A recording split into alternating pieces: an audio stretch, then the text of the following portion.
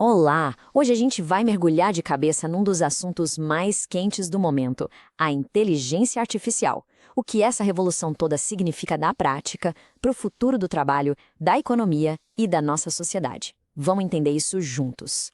Bom, vamos começar com a pergunta que, no fundo, todo mundo está se fazendo. É uma pergunta bem pessoal, né? Direta, e que resume o que está em jogo para milhões e milhões de pessoas no mundo todo. E a resposta, quando a gente olha para os números, é impactante. Nas economias mais avançadas, 60% dos empregos estão de alguma forma expostos à inteligência artificial. Isso não quer dizer que todos vão sumir, não é isso. Mas significa que praticamente todos eles vão mudar, e mudar muito. Para a gente conseguir entender como chegamos até aqui e principalmente para onde vamos, nossa análise vai ter 6 partes.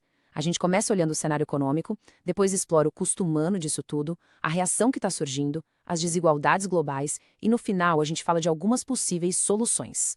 Ok, primeiro passo, entender o contexto. Essa revolução da IA não está acontecendo no vácuo, sabe? Ela surge no momento em que a economia global já dá sinais de que não está nos seus melhores dias. Vamos dar uma olhada nos dados. A gente está vendo o crescimento do PIB mundial dar uma freada e uma projeção de um déficit de nada menos que 7 milhões de empregos. Ou seja, a economia já estava meio pressionada, isso antes da gente sentir o impacto total da IA. E aqui está o pulo do gato. A questão não é só sobre o número de empregos, é uma mudança muito mais profunda. A produtividade está crescendo sim, mas os benefícios, bom, eles não estão chegando na mão de quem trabalha. Isso gera uma perda gigantesca de poder de compra no mundo todo. Um problema que, no fim das contas, afeta todo mundo. Agora, vamos sair um pouco dos grandes números da economia e olhar para a realidade humana.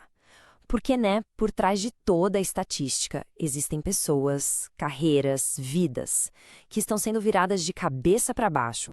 Os especialistas já estão até usando um termo novo para esse grupo, o precariado da IA. E veja bem, não se trata só de estar desempregado.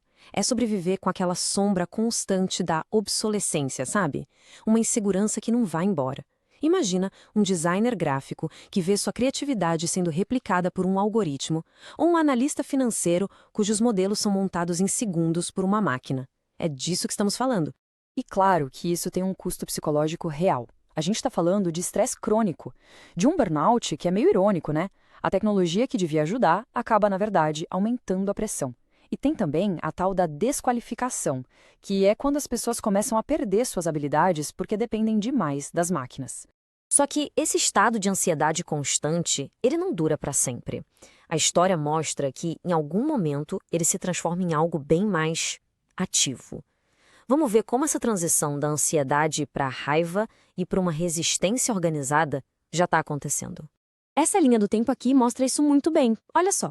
Começou com disputas sindicais bem concretas, como a greve lá em Hollywood. Depois, evoluiu para movimentos pedindo uma pausa geral no desenvolvimento da IA. E agora? Agora, a gente já vê formas de resistência física e até partidos políticos usando essa insatisfação como plataforma para ganhar votos. Enquanto essa resistência vai se formando, é super importante entender que o impacto da automação não é igual para todo mundo. Pelo contrário, ele está acentuando as desigualdades que já existem entre os países, criando uma nova divisão no mundo. Aqui, o contraste é gritante. No norte global, a briga é entre produtividade e substituição de empregos. Já no sul global, o problema é outro. Tem o reshoring, que é quando as empresas trazem de volta os empregos que tinham mandado para fora, e também um fenômeno que estão chamando de colonialismo digital. Basicamente, a riqueza e os dados saem dos países em desenvolvimento para alimentar as gigantes de tecnologia do norte. Essa citação aqui resume a ironia trágica da coisa toda. Trabalhadores de baixa renda em países em desenvolvimento estão, na prática, ensinando a tecnologia que vai tirar o emprego deles, com o lucro indo para empresas que estão a milhares de quilômetros de distância. Diante de um desafio desse tamanho, não adianta vir com soluções pequenas. A gente precisa começar a pensar em reescrever as regras do jogo, o nosso contrato social. O problema central é que os nossos sistemas de impostos, por exemplo, foram criados para um mundo que já não existe.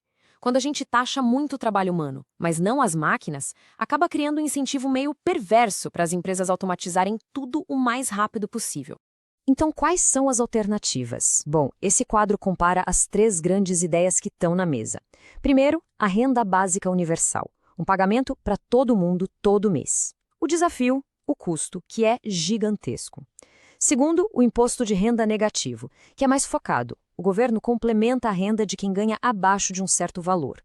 E por último, os dividendos de IA. A ideia aqui é distribuir uma parte dos lucros da automação direto para os cidadãos. O problema é que isso exigiria uma participação enorme do Estado na economia da IA. Mas, olha, nenhuma dessas políticas já funcionar sozinha.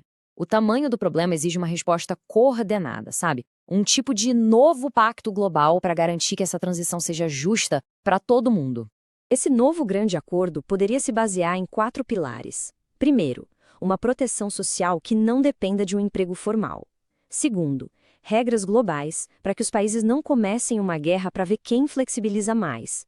Terceiro, dar voz aos trabalhadores nas decisões sobre como a tecnologia vai ser usada. E quarto, uma tributação inteligente, que use os lucros da IA para financiar o bem-estar de todo mundo. No fim das contas, como essa citação deixa bem claro, o problema não é técnico nem financeiro. A tecnologia e a riqueza para fazer essa transição existem. A verdadeira questão é uma questão de prioridades. É uma questão ética e política. E isso nos deixa com a pergunta final. O futuro não está definido. A IA pode ser uma força incrível para o bem, criando um tipo de prosperidade que a gente nunca viu. Ou pode se tornar a maior ferramenta de desigualdade da história. A escolha do caminho que vamos seguir está sendo feita agora, neste exato momento,